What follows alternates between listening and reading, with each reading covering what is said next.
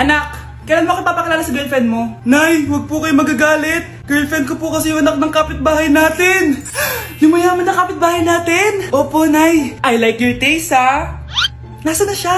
Nandito po siya, Nay. Papakilala na kita. Babe, halika. Hello.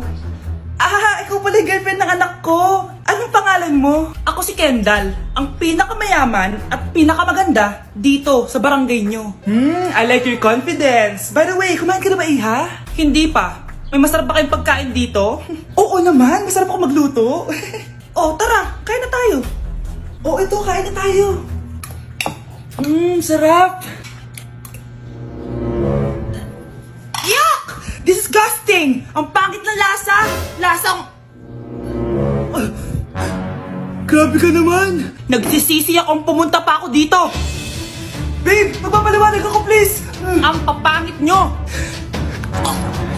Tita! Bastos ka, ha? Ikaw na nga binibigyan ng pagkain! Nag-iinarte ka pa! Tita po! Sorry na po, tita! Nay!